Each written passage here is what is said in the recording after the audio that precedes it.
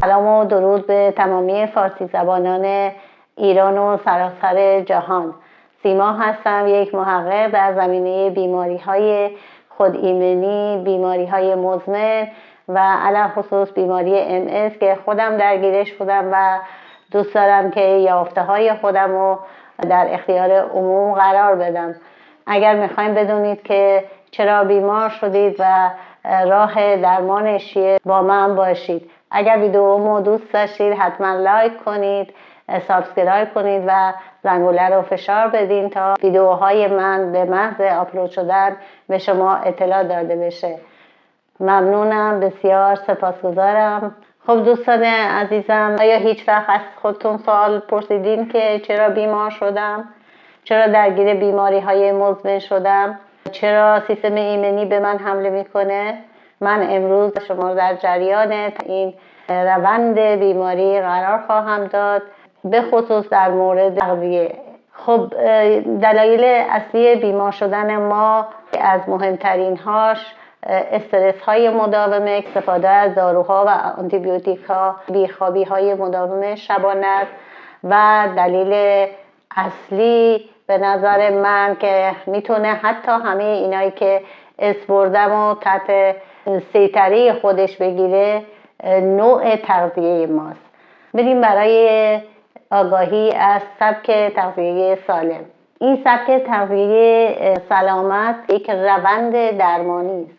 هر روزه دنبالش کنید و از اصول اولیه اون پیروی کنید تا به نتایج عالی دست پیدا کنید. در این سبک غذایی سالم بدن ما به جای جنگیدن با ورودی های غذای ناسالم دیگه در آرامش قرار میگیره و به بدن ما حمله نمیکنه. حالا شاید بپرسید چرا سیستم ایمنی ما به بدن ما حمله میکنه؟ به خاطر ورودی های غذایی ناسالمی که هر روزه بدن ما دریافت میکنه. آیا هیچ کدوم از شماها راجع به غذاهایی که میخورین اطلاعاتی دارید؟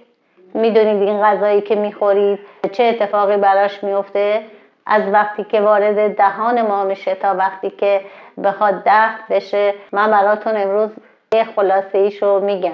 غذاهای 99% مردم کشور ما و سایر مردم کشورهای دیگه از غذاهای ناسالم تشکیل شده. غذاهای پروسس شده، غذاهای فرآوری شده، غذاهای بسته‌بندی که وارد سیستم غذایی ما متاسفانه شده که ما در 100 سال اخیر با اون روبرو هستیم و 100 سال به این ور چقدر بیماری ها زیاد شده، چقدر سرطان ها زیاد شده، بیماری های خود ایمنی.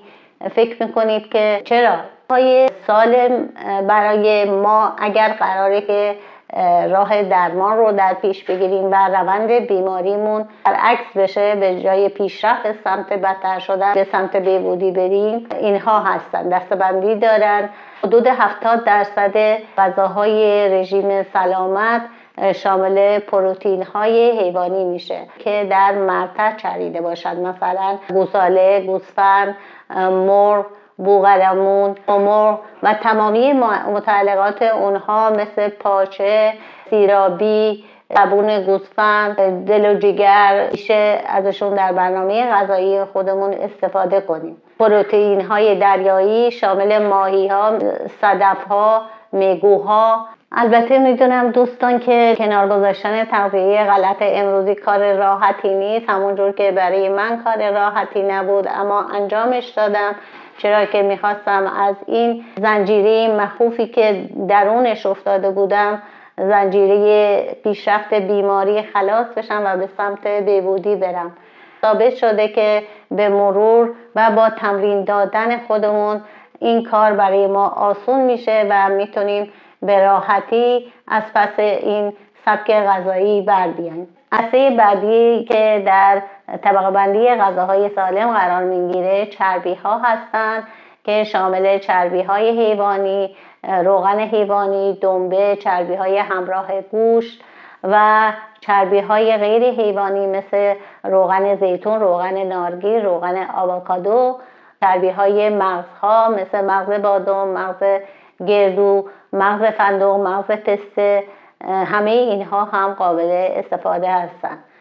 توضیحی که اینجا هست اینه که ما میوه ها رو نمیتونیم به همین راحتی استفاده کنیم. میوه های امروزی همه دستکاری ژنتیکی شدن و قابل استفاده نیستن و متاسفانه بدن ما رو در وضعیت تدافعی بسیار بدی قرار میدن، چون که این میوه های شیرین شده میزان بیش از حدی از شیرینی گلوکوز وارد گردش خون ما میکنن و چون که خون نمیتونه بیشتر از یک مقداری گلوکوز رو تحمل کنه، بقیه اون به چربی تبدیل میشه و ما باید سیستم ایمنیمون، کبدمون و کل بدنمون رو از این حالت تدافعی خارج کنیم، چون که با مصرف این شیرینی ها بدن در حالت خطر قرار میگیره. مغز دستور میده که این گلوکوز ها، این شیرینی هایی که به گلوکوز تبدیل میشن جمع آوری بشه و ذخیره بشه.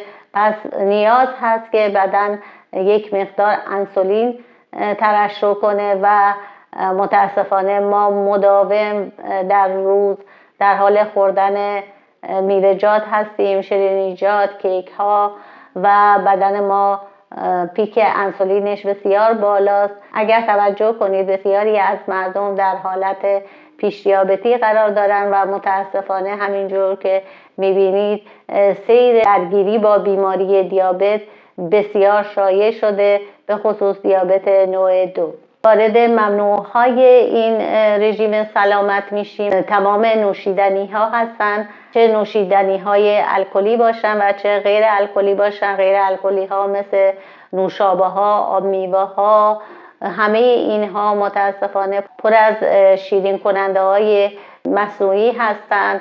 شیرین کننده مثل اسپارتام که بسیار ضربه زننده هست به سیستم ایمنی ما، برای کبد ما بسیار آسیب زننده هستند. باید اینها رو کلا کنار بذاریم، به جز اون قضیه پیک انسولینی که با مصرف این نوع نوشیدنی ها بالا میره.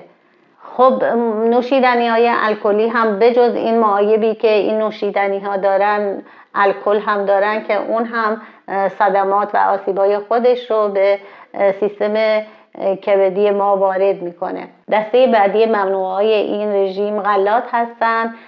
گندم به علت باز دستکاری ژنتیکی که شده سبوس نداره و متاسفانه گلوتونش بسیار برای سیستم ایمنی ما زجرآور و آسیب زننده هست.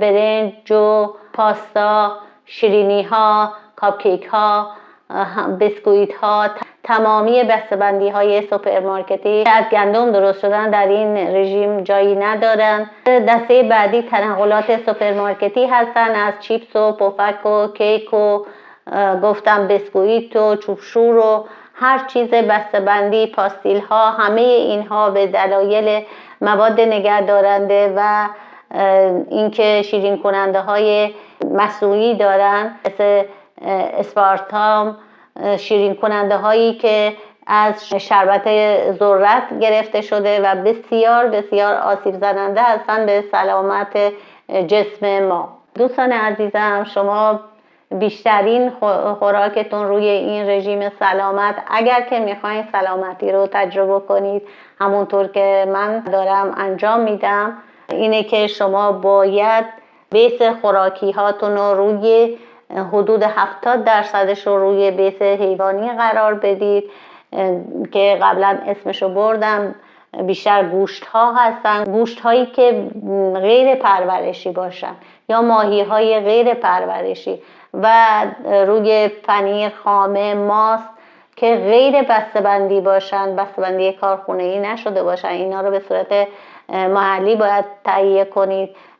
و تخم مرغ میتونه یکی از غذاهای تخم مرغ، ترجیحاً تخم مرغ محلی باشه. اگر نبود همون تخم مرغ بازار هم بد نیست. حتما اینو یکی از وعده‌های غذاییتون قرار بدین. کاری نداشته باشین که قبلا خیلی گفته شده که نمیدونم کلسترولش شکار میکنه، چربیش شکار میکنه. اینا همش دروغه. تخم مرغ یکی از بهترین غذاهاییه که ما میتونیم هر روز بین 2 تا 4 عدد استفاده کنیم.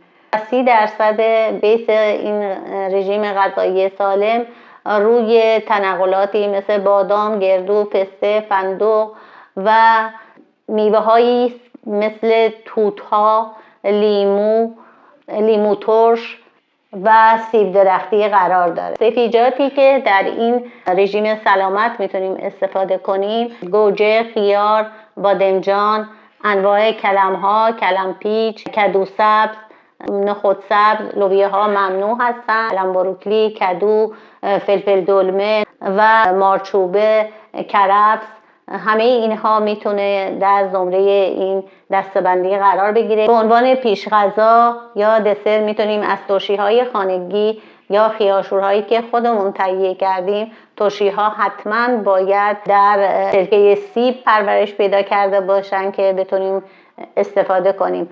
در ویدیوهای آینده از خواص بسیار عالی سرکه سیب خواهم گفت که چقدر به ما کمک میکنه برای ترمیم پوشش تخریب شده روده ما، روده کوچیک رو، فضاش رو، مدخل داخلیش رو کاملا ایمن و سیف کنه. در این رژیم سلامت یا سبک غذایی سلامت نکاتی هست که شما باید حتما اینا رو در نظر بگیرید. یکی این که اگر میخواین به سمت درمان و بهبودی برید، به هیچ وجه نباید هیچ غذای ممنوعی وارد سیستم غذایی شما باشه، هیچ ساعتی از روز.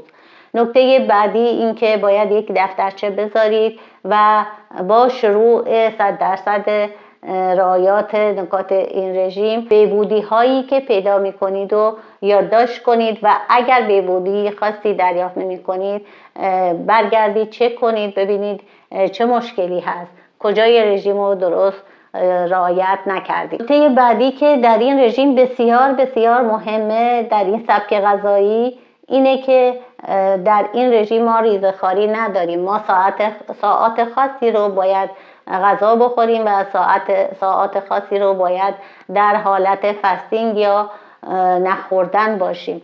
حالا این ساعت چجوریه؟ ما روزی 2 تا 3 وعده میتونیم از این غذاهای سالم استفاده کنیم. مد نظر من بیشتر صبحانه و نهار هست. معمولا من صبحانه رو ساعت 9 صبح میل میکنم بدون هیچ نوع نون یا برنج یا جو، هیچ کدوم اینا نیست. معمولا تخم مرغ یکی از پایه های غذایی اصلی در صبحانه من هست، پنیر هست، اگر باشه خامه محلی، گردو، بادام استفاده میکنم.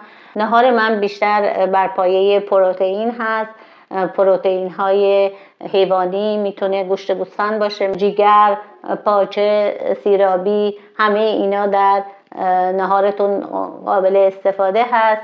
میتونه به صورت کبابی، استیک یا اینکه در روغن زیتون تفت بدید استفاده کنید. مهمترین نکته‌ای که در این رژیم غذایی دوستان باید توجه کنید این که شما نباید پرخوری کنید و نکته مهم دیگه‌ای که باید 100% در نظر بگیرید و توجه کنید تنظیم ساعات صبحانه و نهارتون هست و اگر شام هم استفاده می‌کنید از غذاهای سالم حتما باید تا قبل از ساعت 7 شب شامتون رو مصرف کرده باشید که فاصله نخوردن غذاتون تا روز بعد حدود 16 ساعت حداقل بشه. یعنی از 7 شب که غذا نمیخورید تا حدودای ساعت 10-11 نباید چیزی بخورید. 10-11 معمولا من گفتم بین ساعتهای 9:30 تا 10 صبحانه‌مو میل میکنم و نهارم هم زودتر از ساعت 2 نیست. معمولا نهار رو خوب میخورم با گوشهایی که استفاده میکنم، سیر میشم. البته در کنارش گفتم خدمتتون میتونید از ترشیجات سالم خانگی استفاده کنید، از سبزیجات هم میتونید، سبزیجاتی مثل ریحان، پرپین، تربچه میتونید استفاده کنید، البته میزانش خیلی نباید بالا باشه. از گوجه و خیار هم میتونید استفاده کنید در برنامه نهارتون. خب دوستان عزیز، امیدوارم که از این برنامه خوشتون اومده باشه. اگر دوست دارید لایک کنید، اون رو به دوستانتون پیشنهاد بدید و هر لایکی که شما روی این ویدیو داشته باشید دلگرمی میشه برای ما و همچنین به نمایش گذاشته میشه برای دیدن بقیه افراد جامعه که دنبال آگاهی هستن که چطور بیماری هاشون رو حداقل بهبودی ببخشن یا بهبودی های عالی در مسیر درمان.